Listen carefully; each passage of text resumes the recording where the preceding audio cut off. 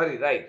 එතකොට දැන් ඔබට මම ඔයගලට කිව්වා වායුගෝලීය කාබන් සංචිතයේ කාබන් ප්‍රමාණය කෙරේ වනාන්තර විනාශ වීම පැහැදිලි කරන්න කියලා. මම කිව්වා වායුගෝලයේ තියෙන කාබන් ඩයොක්සයිඩ් හරිත සාක ප්‍රභා සංශ්ලේෂණයේදී ගන්නවා. කියවන්න තු අහගෙන ඉන්න හරිත සාක ප්‍රභා සංශ්ලේෂණය ගන්නවා. ඒක ලියන්න ඕනේ. හරි? ඒතර වනාන්තර විනාශ වුණොත් විනාශ කරොත් විවිධ ක්‍රමයෙන් වායුගෝලයට එකතු වෙන කාබන් ඩයොක්සයිඩ් ඉවත් වීම සාක තුල තිරවීම අඩු වෙනවා. පැහැදිලි ඇති? ඕක ඕන විදිහට ලියන්න පුළුවන් ඔය උත්තරේ සමාන වෙන්න.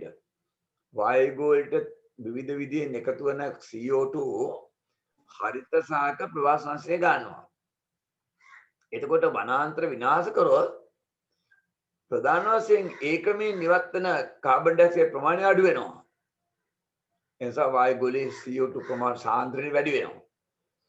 හරි? ඒක ලියන්න ඕනේ අදහස. රයිට්. දැන් තේරෙනවා. දෙක අයන්න. B E තලයෙන් නිරූපණය වෙන ක්‍රියාවලිය කුමක්ද? චක්කත්. B E තලයෙන් සිදුවන ක්‍රියාවලිය. ඔව්. නිරූපණය වෙන ක්‍රියාවලිය. හොඳට බලන්න B පටන් ගන්නෙ කොහෙන්ද? කොහාටද යන්නේ කියලා. දැන් මම අහනවා ප්‍රශ්න කියන්නකෝ බලන්න. B තලයෙන් නිරූපණය වෙන ක්‍රියාවලිය. ඔව්. මොකද ක්‍රියාවලිය? ප්‍රශ්න කියන්න බලන්න. B තලයෙන් ඔව් නිරූපණය වෙන ක්‍රියාවලිය. ප්‍රශ්න சொல்லுங்க. ඔව්. මොකද තමිල් වරා? තමිල් වරා නෙන්න. කවුද? ඔව්. තමිල් මරා. එහෙම නෙමෙයි කින්නවද? ඒ වචෙන් නම් මම දන්නේ නැහැ. හරි? සඳුනි මොකද්ද ක්‍රියාවලිය? B වලින් පෙන්වන ක්‍රියාවලිය මොකද්ද? කොහොම මේ ළමයි. සඳුනි මොකද්ද ක්‍රියාවලිය?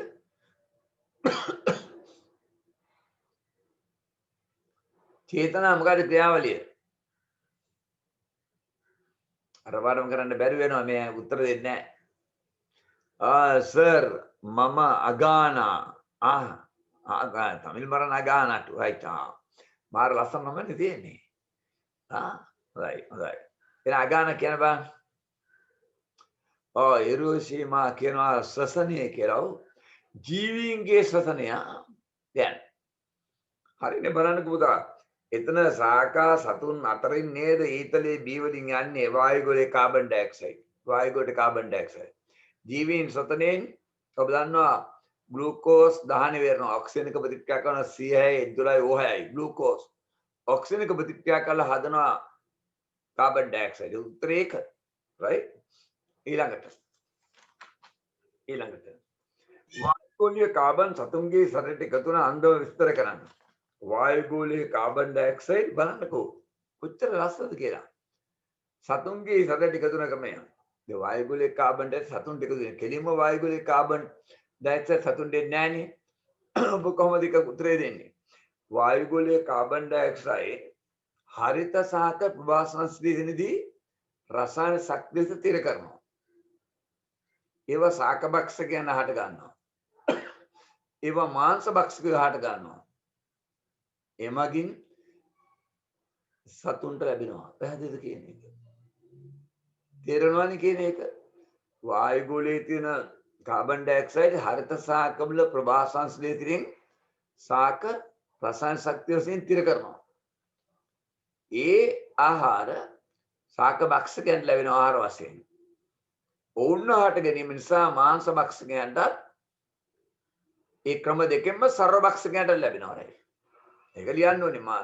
සාක භක්ෂකයන් ලැබීම ඒ සාක භක්ෂකයන්ව මාංශ භක්ෂකයෝ හට ගත්ත මුන්ට ලැබෙනවා. සාක සතුන් දෙගොල්ලම සර්වභක්ෂක අපිව ගෙවුම් ගත්තම ඒකට ලැබෙන අපි හිතන්නේ මේ සර්වභක්ෂක දෙය ඇති කරන බල්ලෝ නේද? ඒ කැලෑවින වලසා සර්වභක්ෂකයි. පැස්කුරු සමහර පක්ෂී සර්වභක්ෂකයි.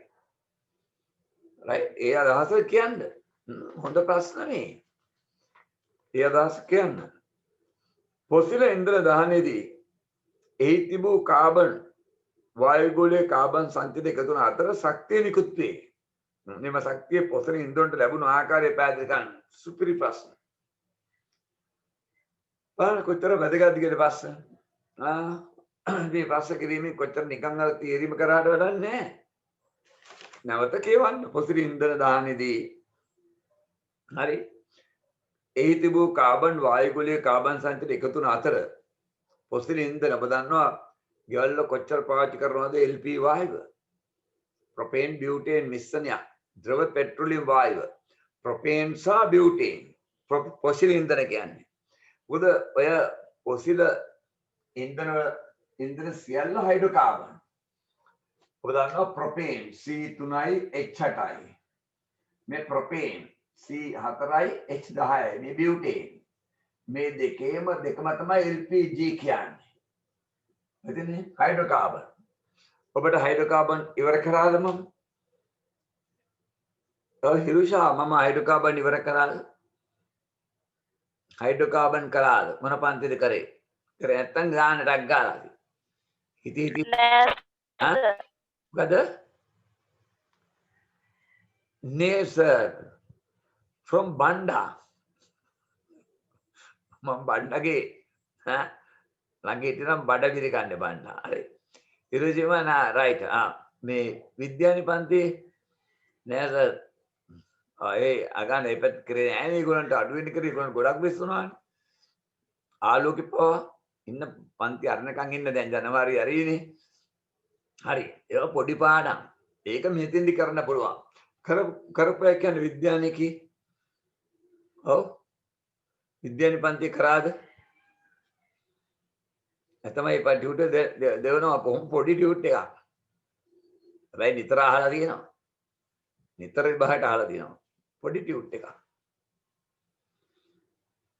හරි? කරාද නෑ? from චතු නෑ රයිට් හරි. එක දෙන්න තියෙන පොඩි ටියුට් එකක්.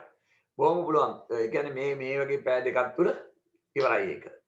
රයිට්. දැන් මම කිව්ව එක බලන්නකෝ.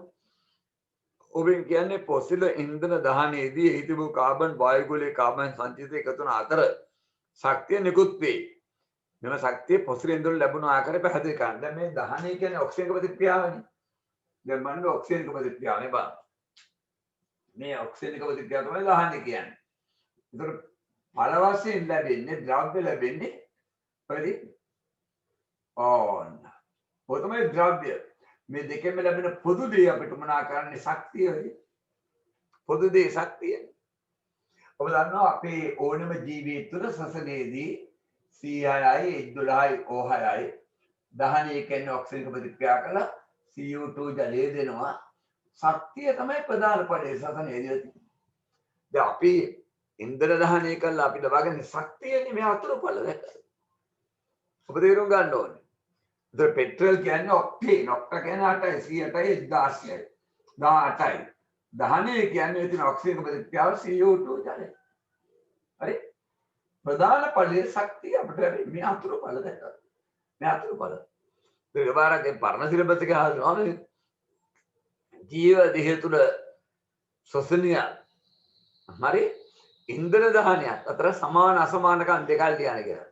පරණ ඒවා කොච්චර ඒවා හිතන්න ඕනද? නම් දැන් ඒක කියන්නේ නැහැ. ඔබ පටන් ගත්තට පස්සේ මම කියන්නම් ඒවා. දැන් මම කියන්නේ මේ ශක්තිය නිදහස් වෙනවනේ. පොසිල ඉන්ධන මේ පොසිල ඉන්ධනනේ. මේක නෙමෙයිනේ. දහන්නේදී හිතපු කාබන් හරිනේ.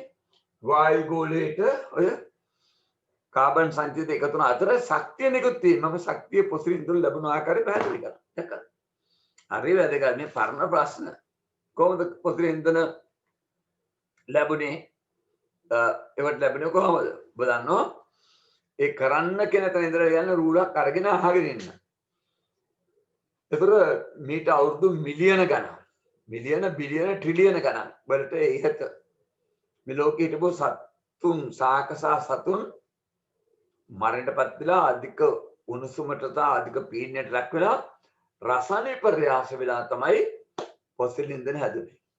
නැවත මේ මිහි පිට හිටපු සාක සතුන් මිට අවුරුදු මිලියන ගණන් වලට ඉස්සර හිටපු සත්තු පොළොව තුල වැළලීලා රසායනික සහ භෞතික අධික පීඩනය හා උණුසුමට ලක් වෙලා රසායනික පර්යාසලා තමයි ෆොසිල් ඉන්ධන හැදුනේ.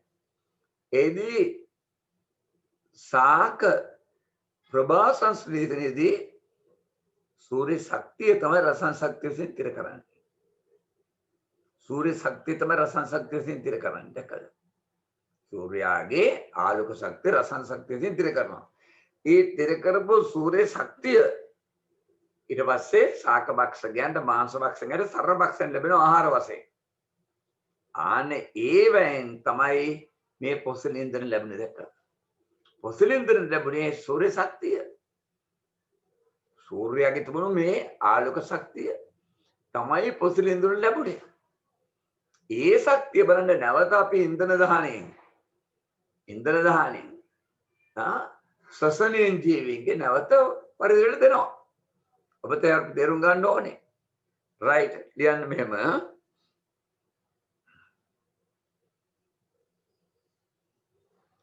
ලියන්න. මීට අවුරුදු මිලියන ගණන් වෙලා. පොඩියට ටිකක් දෙවෙනි තුන්වෙනි රෝල් ලියනකොට මුලින් ලියන්න. මීට අවුරුදු මිලියන ගණන් පෙර මේ පිට සිටි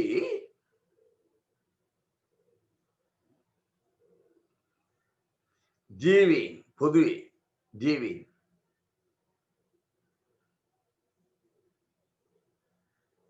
මරණයටපත් වී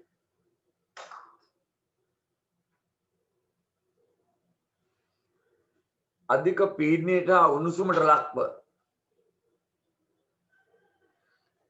පීඩනයට උණුසුමට ලක්ව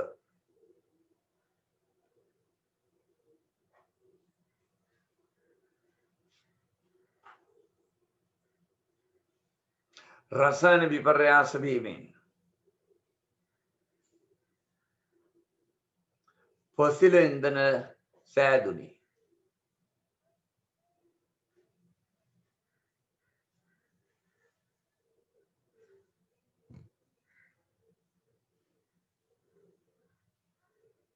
මේදී හරිත ශාක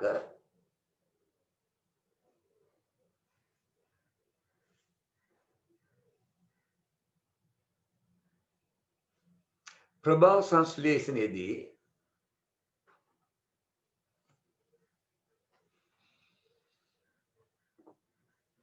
සූර්ය ශක්තිය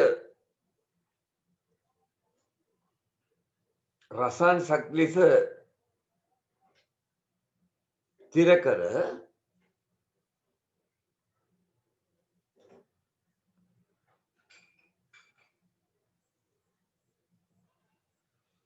ආහාර ලෙස ගැනීම නිසා ජීවීන්ට එම ශක්තිය ලැබුණි.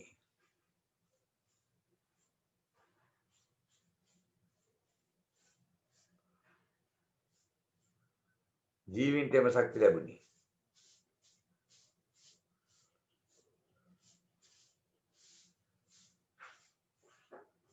right. දැන් පැහැදිලි ඔබට හොඳ ප්‍රශ්න ටිකක් තියෙන්නේ. 23 පිටුවේ තියෙන්නේ D කොටස ඔබට බාර කරනවා මම ඉතුරු පැයක් විතර තමයි ඉතුරු යන්නේ. ඔබ ලියන්න ඕනේ ලියලා තියෙන්න ඕනේ. මේ බලන්න මේ ප්‍රශ්න කොහොමද කියලා නේද? ෆොසිල් ඉන්ධන ඉතා අර පරිස්සමෙන් භාවිත කළ යුතු සම්පතකයට හේතුව පැහැදිලි කරනවා. දැන් මෙයන ඊයේ මහින්ද රාජපක්ෂ ජනාධිපතිතුමා කියනවා පුනර්ජනනීය ශක්ති ප්‍රභව. ඔබට ඊළඟ පාඩමේ ටියුට් එකේ තියෙනවා නේද? පුනර්ජනනීය ශක්ති ප්‍රභව. බලන්න 2030 වෙනකොට 70%කට ලබා දෙනවායි කියලා. හොඳයි ඒක අනාගතයේ දීලා 2030 නේ. හිතා ගන්නකෝ අවුරුදු 10ක් නේ. එතකොට මේ සෙවුවන් දිලා තමයි කීප දෙනෙක් කීගේ මවද්ද කියලා බලන්නකෝ. දැන් 16 වයස. අවුරුදු 10ක් නේකොට 26යි. 2030 නේ. ඒතර මේ සෙවුවන් දිලා තමන්ගේ දරු පැටව 5-6 දෙනාට අගානලා තමන්ගේ ළමයි දරු පැටව 4 දෙනාට මේ පුනර්ජනනීය ශක්ති ප්‍රභවයෙන් ලැබෙන ශක්තිය උදාගෙන කිරි හදලා කෑම හදලා කවනවා. පුනර්ජනනීය ශක්ති ප්‍රභව දැක්කද? පුනර්ජනනීය ශක්ති ප්‍රභව වන වචනේ පුනර්ජනනීය. පුනර් කියන්නේ නැවත. පුනරුත්පත්තිය නැවත ඉපදීමනේ පුනර්ජනනය. නැවත නැවත ඇති වෙන ඒවා. විනාශ වෙන්නේ නැවත නැති වෙනවා. දැන් සුලං බලන්න. සුලං බලාගාර මේ ළඟදී මහින්ද රාජපක්ෂ රජතුමා විවෘත කරා. හරි. ඒක පුනර්ජනනය. මොකද සුලංග ෂේ වෙන්නේ නැහැ, වැය වෙන්නේ නැහැ. නැවත නැවත පාවිච්චි කරන්න පුළුවන්. ජලයත් එහෙමනේ. සූර්යාලෝකේ බලන්නකෝ. මේ වැය වෙන්නේ නැහනේ. ෂේ වෙන්නේ නැහැ. තමයි පුනර්ජනනීය ශක්ති ප්‍රභව. දැන් ඉන්ධන බලන්නකෝ. දැන් මේ පොසිල ඉන්ධන බලන්නකෝ.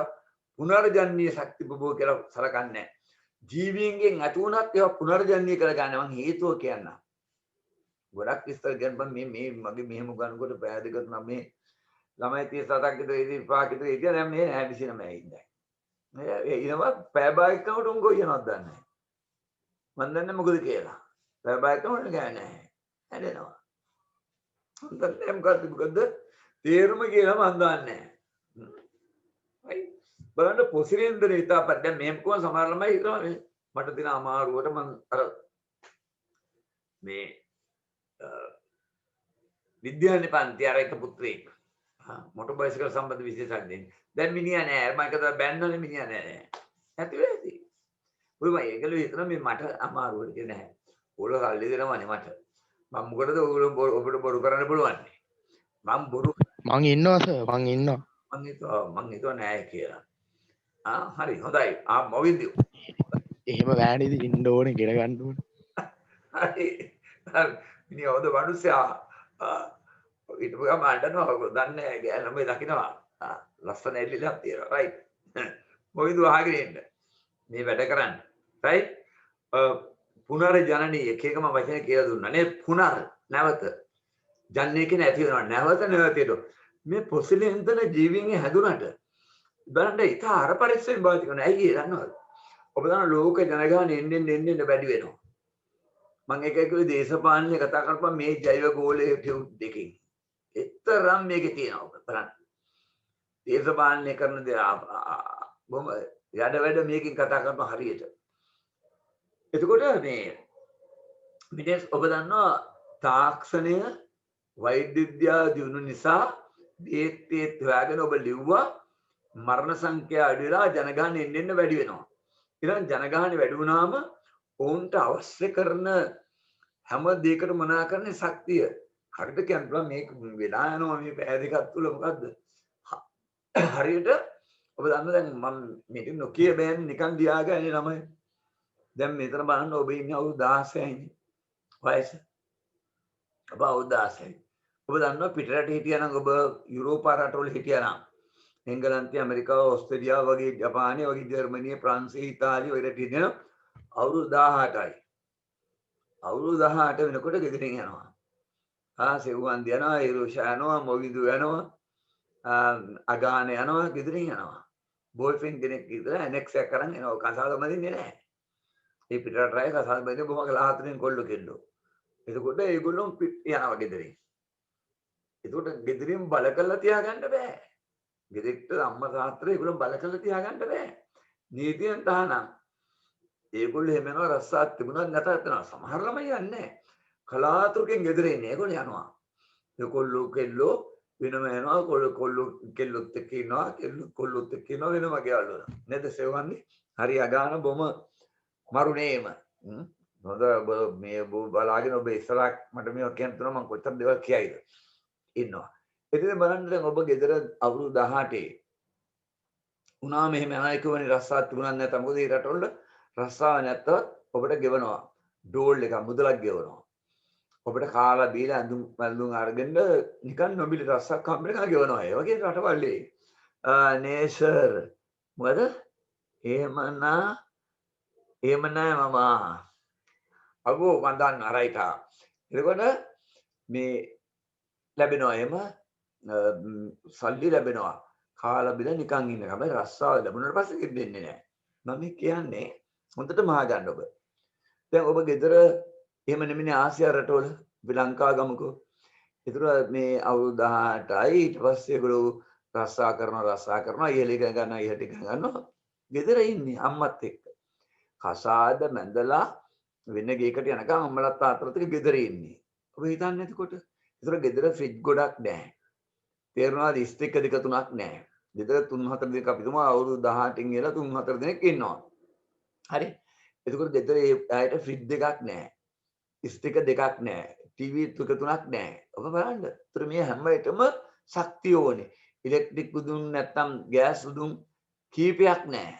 නමුත් ඔබ තේරුම් ගන්න ඇනෙක්ස් එකට ඔබ ගියාම එහෙම අවුරුදු 18න් ඉහළ ඔබට ශක්තියින් සඳහා ඔබට වෙනම ගන්න වෙනව නේද? කොච්චර ඕනේද ඔය අවශ්‍යතාව මම කිව්ව අවශ්‍යතාවට ඔබට කොච්චර දේවල් ඕනද? ෆ්‍රිජ් එක වෙනම ඔබට ගන්නවා ස්ටික් එක වෙන කොච්චර ඉලෙක්ට්‍රික් භාණ්ඩ ගන්නවද? අන්න බලන්න. කොච්චර ජනගහනයේ වර්ධනයත් එක්කම ශක්තිය අවශ්‍යතාව වැඩි වෙනවා. ඒ නිසා පොසිල ඉන්ධන භාවිතය තමයි වැඩියෙන් සිදු වෙන්නේ. පොසිල ඉන්ධන භාවිතය. එතකොට ඇති වෙනවට වඩා ඒ කියන්නේ පොසිල ඉන්ධන ඇති වෙන්න ජීවීන්ගෙන් අවුරුදු මිලියන ගණන් යනවා. ඒ ඇති වෙනවට වඩා වැය වෙන ශීඝ්‍රතාවය වැඩි. ඒතර ඇති වෙනවට වඩා වැය වෙන ශීඝ්‍රතාවය වැඩි නම් මේක අපි කියන්නේ පුනර්ජනනීය ශක්ති ප්‍රභවයක් වශයෙන් ගන්නේ නැහැ. ඒක ඒ නිසා තමයි පොසිල ඉන්ධන ඉතා ආහාර පරිශ්‍රමයෙන් දැන් තියෙන ප්‍රමාණය ඉතා සීමිතයි. දැනට ලෝකයේ තියෙන පොසිල ඉන්ධන ප්‍රමාණය ඉතා සීමිතයි. මොකද ජනගහනයේ වර්ධනයත් සමගම භාවිත වන පොසිල ඉන්ධන ප්‍රමාණය වැඩි. ඒවා සෑදෙන වේගයට වඩා වැය වෙන ප්‍රමාණය වැඩි. තේරුණා? ඒ නිසා සීමිත සම්පතක් තමයි මේවා තියෙන්නේ. ඒකයි අර පරිස්සමෙන් පාවිච්චි කරන්න ඕනේ. ලෝකේ ගොඩක් රටවල් දැන් චීනය ගත්තොත් බහුලවම චීනය පාවිච්චි කරන්නේ හිරු එළිය. හිරු එළිය. දැන් මම මතකයි මෛත්‍රීපාල සිරිසේන මැතිතුමා ඉනකොට එයා කිව්වා හැම කෙනාටම සහන මිලකට ණයට සූර්ය උදුන් සූර්ය ශක්තිය ලබා ගන්න ක්‍රමයක් ලබා දෙනවා එක්ක බලමු යන්නේ අපේ දැන් ඉන්න ජනපතිතුමා 2030 දීලා දිනවා. ඒකත් දේශීනේ. අනාගතයේට දීපොම මිනිස්සු ඒ දිහා බලන් ඉන්නවනේ. අර හද දිහා බලන් ඉන්නේ හාල් ලැබෙනවා කියලා ඒ වගේ. 2030 නේ. ඉන්නක පොඩ්ඩක් 2030 නකන් ඉන්නකෝ. එහෙම කේකේ ඉන්නවා. හරි? රයිට්. එහෙනම් මෙහෙම ලියන්න. පොසිල ඉන්ධන සෑදීමට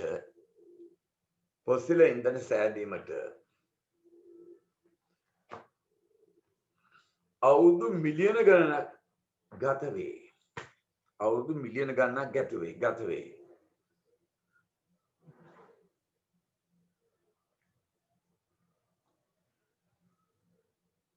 පොසිල ඉන්ධන සෑදීමට අවුරුදු මිලියන ගණනක් ගත වේ.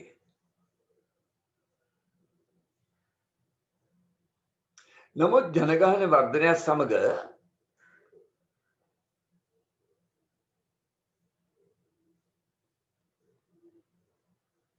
ශක්ති අවශ්‍යතාවය වැඩිවීම හේතුවෙන්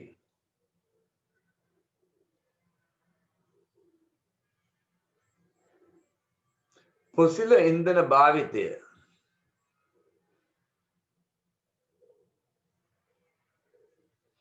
ශීඝ්‍ර ලෙස වැඩි වේ. පොසිල ඉන්ධන භාවිතය ශීඝ්‍ර ලෙස වැඩි වේ.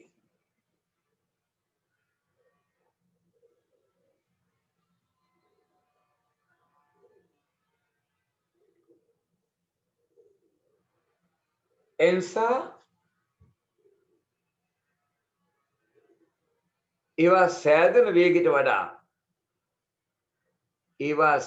වේගයට වඩා දෙකද ලැබෙන වේගයට වඩා වැය වෙන වේගය වැඩි. එහෙනම් ඉතිරියක් නැහැනේ. ඒ නිසා ඒවා සෑදෙන වේගයට වඩා වැය වෙන වේගය වැඩි නිසා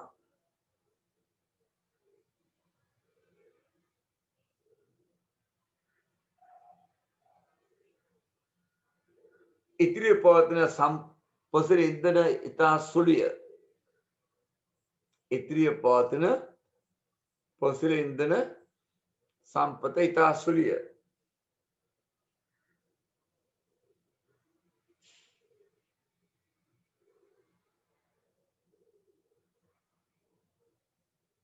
ඒ නිසා අර පරිස්සමෙන් මේවා භාවිත කළ යුතුය.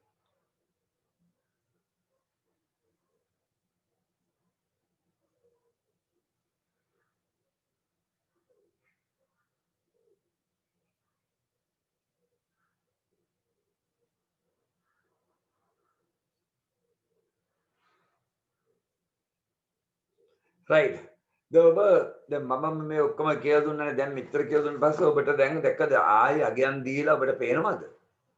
එක්තරා පරිසර පද්ධතියක තියෙන ජීවි බ්‍රන්ද තොරතුරු කීප පහක් දැක්කේ. ඒවා ඔබ තනියෙන් ලියන්න. ඊට පස්සේ ඊළඟ දවසේ සෙනසුරාදා අපි කතා කරමු. ඔබ ගන්න ජෛවගෝලි දෙක.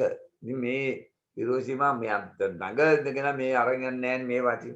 මොනවාම කරන්න මම ගන්න ජෛවගෝලි දෙක ඔබට කොච්චර චූටි වෙලා දාලා තියෙන්නේ. මේ කොච්චර කටපාඩම් මේ පාඩම් කරන්න ඕනේ නැත්නම් මේ කොච්චර මේ පාඩම කොච්චර දිගද ලොකුද අනිවාර්ය ප්‍රශ්න දෙනවනේ මේක. විවගත රචනාවේ පළවෙනි ප්‍රශ්නේ මේක එනවනේ.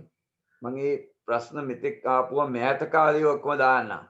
මේ දැන් මේ ඈත කාලේ ද්‍රව්‍ය චක්කුණෙන් අහලම නැහැ මෑත කාලේ. ඒ කරේ ඒකෙන් දැන් මේ පාඩම යට තමයි දෙවෙනි කොටසට තමයි එන්නේ. හරි. දැන් බලන්න. බොහොම ටිකයි ඔබට ලියන්න තියෙන්නේ. ඒ වෙනුත් ගොඩක් ලියන්න දෙන්නේ. මම හිතන්නේ 17 පිටුවේ එහා පැත්තේ තමයි ඔබට ගොඩක් තියෙන්නේ. ඔව්. ඒ පිටුවෙන් එහා පැත්තේ තමයි ටිකක් වැඩිපුර ලියන්න තියෙන්නේ. අනිත් ඔක්කොම මම දීලා තියෙන්නේ එහෙම දුන්නේ. නැත්නම් මේකේ නිමක් නෑ එච්චර තියෙනවා. එච්චර තියෙන නිසා මම දුන්නේ. රයිට්. අප බලමු. පරිසර දූෂණය. ඉතින් බලන්න. පරිසර දූෂණය යනෝ පරිසරයේ සිටින ජීවීන්ට මිනිසාට හානිදායක වන පරිදි.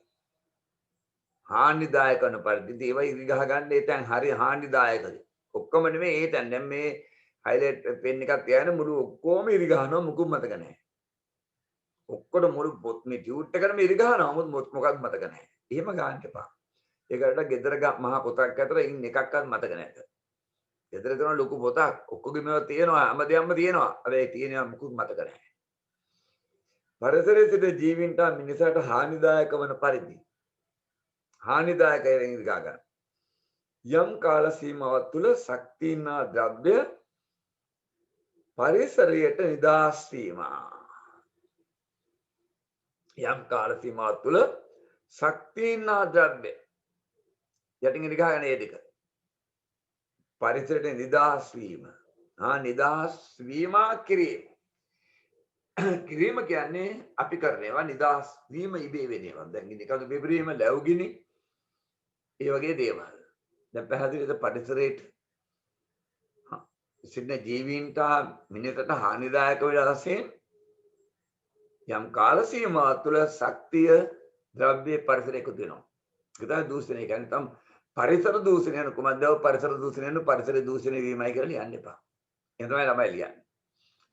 පරිසර දූෂක ශක්ති ප්‍රභේදනම් තාපය ආලෝකයේ විකිරක ශබ්දය. යටින් ඉරි ගහ ගන්න හතරට. තාපය අධික රස්නය, අධික ආලෝකය, විකිරණ ද්‍රව්‍ය, ශබ්දය. ඔව්. ස්වභාවික ද්‍රව්‍ය මගින් පරිසර දූෂණය වන්නේ ඒ පරිසරයේ ස්වභාවික සාන්ද්‍රයේ ඉක්මනසේ ද්‍රව්‍ය නිදහස් වීමයි දැක්කද? ස්වභාවික ක්‍රියා මගින් පරිසර දූෂණය වෙන්නේ ඒ පරිසරයේ ස්වභාවිකව තියෙන ප්‍රමාණයට වඩා වැඩිපුර ඒවා එකතු වෙන එක තමයි ඔබ යටින් ගහ ගන්න ඕනේ. ස්වභාවික සාන්ද්‍රය ඉක්මනසේ. ඒතර අන්නේ මොනවාම ඔබ අනිත්‍ය කියව නැත්නම් මේක මුළු ඔක්කොම ඉරි ගහනවා මොකද මතක නැහැ. නිදහස් වීමයි. හරි. මිනිස් ජීව ක්‍රියා මගින් පරිසර දූෂණය වන්නේ කෘත්‍රිම ද්‍රව්‍ය ක්‍රියාවෙන් නැත. මිනිහාගේ ජීව ක්‍රියාවලින් පරිසර දූෂණය වන්නේ කෘත්‍රිම දේවල් යටින් ඉරි ගහ ගන්න කෘත්‍රිම ද්‍රව්‍ය එකතු වීම. දැන් ඔබ ඒ වගේ අර ඉරි ගහපුවම අනිත් එක ඉබේ ඔබට මතක තියාගන්න වෙනවා. right. පරිසර දූෂණය ප්‍රධාන ආකාර තුනයි. ඔබ දන්නවා වායු ගෝලය, ජල ගෝලය, දල දූෂණය, භූමි දූෂණය පස. වායු දූෂණය බලන්න. මේකෙන් බලන්නකො ඔබ කොච්චර දේවල් කියනවද කියලා බලන්න පුළුවන්. වායු දූෂණ පැහැදිලි කරන්න. දැන් මේ වගේ එකක් ඔබට යම් ප්‍රමාණයක් මේකෙන් කියලා දෙන්න පුළුවන්. යම් ප්‍රමාණයක් පුළුවන් 70ක් පුළුවන්. නමුත් ඔබ සජීවීව ඔබ දකිමින් ඔබ එයා මෙයා යමින් ඔබත් එක්ක කරන එක තමයි මේකේ තියෙන වැදගත්ම දේ.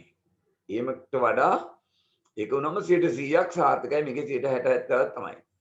උතර අර මං කිව්වේ ඉලෙක්ට්‍රෝන විද්‍යාව මෝටර ඩයිනමෝ ගැන ගෘහ පරිපථය ගැන නම් මෙහෙම කරන්න ගියාම ඉතින් වාරි අපහසුයි මේ කොච්චර දේවල් ප්‍රස්ථාර ඒ රූප අඳින්න තියනවාද ඒ උපකරණ පෙන්වන්න තියනවාද අනිවාර්යෙන් ජනවාරියේ මේක මොනවාම හරි ජනවාරියෙන් දී පාසල් සහ මේ ටියුෂන් පන්ති විවෘත වීමට ඔබ දායක වීම සඳහා ක්‍රියාවලිය අනුගමනය කරන්න මොකද නිකුරුනේ තැන් තැන් වල රස්තියක් ගහන්න යන්න එපා. ඒතර රෝග ව්‍යාප්ත කරන ඔබ කාරකෙක් වෙනවා.